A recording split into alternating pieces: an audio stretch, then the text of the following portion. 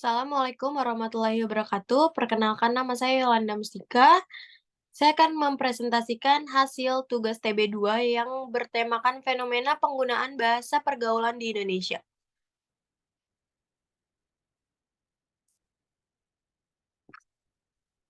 Latar belakang.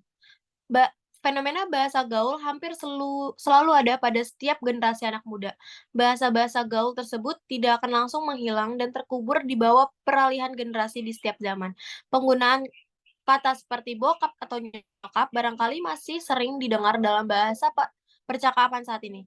Padahal kata semacam itu berada pada generasi tahun 1980-an. Menengok lebih jauh lagi ke belakang, generasi eyang-eyang yang besar di kawasan segitiga, Yogyakarta, Solo, dan Semarang era tahun 40-an sampai 50-an pernah menciptakan apa yang dinamakan bahasa rahasia, yaitu dengan menyisipkan in di antara huruf mati dan huruf hidup. Jadi jika ingin mengatakan mambu wangi, bau harum, mereka akan menggunakan kata manambinu wananggini. Bahasa ini lebih sulit lagi dengan menggal kata bagian belakang, sehingga Mambuwangi cukup menjadi Winang di era 80-an. Bahasa rahasia ini nyaris menghilang dalam peredaran, peninggalannya hanya tersisa pada bahasa lisan para eyang. Meskipun demikian, pernah ada sebuah upaya untuk melahirkan kembali bahasa ini khusus untuk penyebutan kata cewek menjadi cinewin melalui media radio. Selanjutnya, latar belakang di era sekarang, muncul sebuah bahasa gaul baru yang bernama bahasa alay. Bahasa alay merupakan bahasa yang muncul setelah merebaknya penggunaan handphone seluler yang di dalamnya terdapat fitur pesan singkat atau SMS. Penulisan pesannya tidak hanya menyingkat kata, tetapi juga mengetik tidak lama dengan tombol handphone yang terbatas. Penulisan pesan singkat mulai bergeser dari menulis huruf menjadi menulis angka atau huruf lain yang jika dibaca kurang lebih menghasilkan bunyi yang mirip.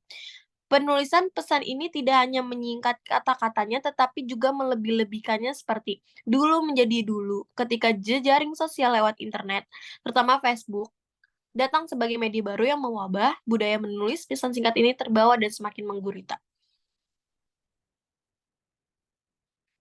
Bahasa gaul adalah gaya bahasa yang merupakan perkembangan atau modifikasi dari berbagai macam bahasa, termasuk bahasa Indonesia, sehingga bahasa gaul tidak memiliki sebuah struktur gaya bahasa yang pasti.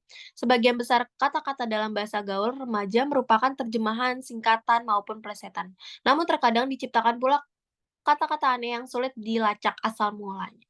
Ragam bahasa gaul remaja memiliki ciri khusus, singkat, lincah, dan kreatif. Kata-kata yang digunakan cenderung pendek, sementara kata yang agak panjang akan diperpendek melalui proses morfologi atau menggantinya dengan kata yang lebih pendek seperti memang menjadi emang. Kalimat-kalimat yang digunakan kebanyakan berstruktur kalimat tunggal. Selanjutnya, pentingnya bahasa Indonesia yang baik dan benar. Arum Putri berpendapat bahasa Indonesia sebagai bahasa nasional yang berfungsi sebagai alat komunikasi serta peran sebagai penyampaian informasi. Tidak semua warga negara Indonesia mengerti apa makna dari bahasa Indonesia yang baik dan benar. Bahasa Indonesia yang baik adalah bahasa yang sesuai dengan situasi dan kondisi serta efektif dalam penyampaian maksud kepada lawan bicara. Sedangkan bahasa Indonesia yang benar adalah bahasa Indonesia yang sesuai dengan kaidah bahasa baku. Berdasarkan kedudukan bahasa Indonesia, maka secara otomatis bahasa Indonesia ini harus digunakan dalam kegiatan yang bersifat formal maupun non-formal. Namun kenyataan yang terjadi sekarang ini, penggunaan bahasa Indonesia di kalangan masyarakat sudah tercampur dengan bahasa gaul. Selanjutnya,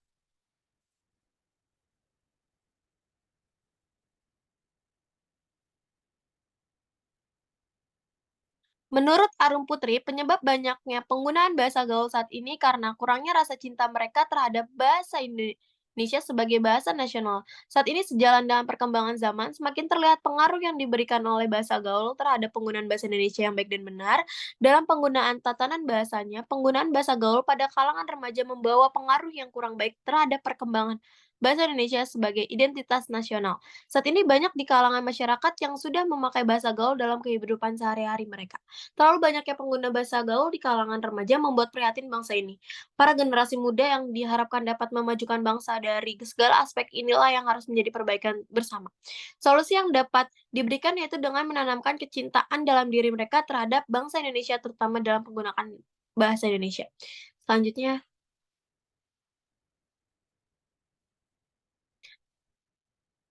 dalam hubungan internasional, bahasa Indonesia merupakan perwujudan dari bahasa Indonesia sebagai bahasa nasional. Munculnya bahasa gaul dalam lingkungan masyarakat membawa pengaruh pada bahasa Indonesia. Arum Putri mengemukakan pendapatnya mengenai pengaruh yang ditimbulkan oleh bahasa gaul sebagai berikut. Yang pertama, eksistensi keberadaan bahasa dengan bahasa gaul, adanya pengaruh arus perkembangan teknologi dan komunikasi dicerminkan pada perilaku masyarakat yang mulai meninggalkan bahasa Indonesia yang baik dan benar. Hal ini diperparah dengan fenomena para generasi muda lebih tertarik untuk mempelajari bahasa asing daripada menguasai bahasanya sendiri. Menurut kedua, menurunnya derajat bahasa Indonesia. Dalam perkembangan sejarah, pertumbuhan bahasa asing memiliki perkembangan yang lebih maju. Seperti yang ada di sekitar kita, perkembangan iptek saat ini dikuasai oleh bangsa-bangsa barat. Maka jika pada produk iptek yang mereka hasilnya disertai dengan penggunaan bahasa asing yang maka itu adalah suatu hal yang wajar. Selain itu, bahasa gaul begitu mudah untuk digunakan berkomunikasi dan hanya orang tertentu yang mengerti dari bahasa gaul tersebut.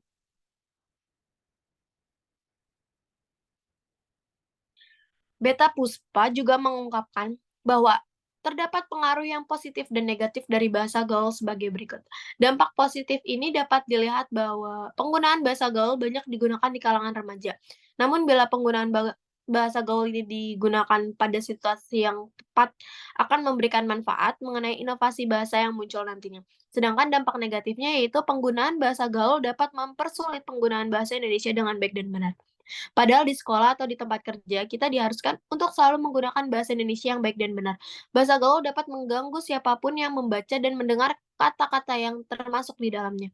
Karena tidak semua orang mengerti akan maksud dari kata-kata gaul tersebut. Selanjutnya, penutup.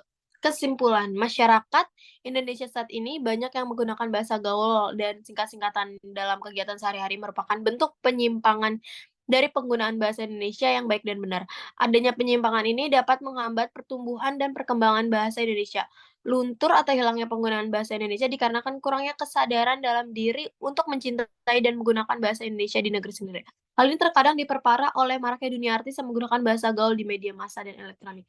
Sarannya yaitu kuasai dengan benar bahasa Indonesia, kita pasti akan keren apabila fasih berbahasa gaul. Tapi alangkah baiknya tidak terbata-bata ketika harus berbicara menggunakan bahasa Indonesia dalam situasi formal, agar cepat memahami saat membaca artikel dengan kata-kata bahasa Indonesia yang jarang dipakai sehari-hari dan saat menulis tidaknya tahu kapan imbuhan harus dipisah dan harus disambung. Sekian itu saja presentasi dari saya, kurang lebihnya mohon maaf.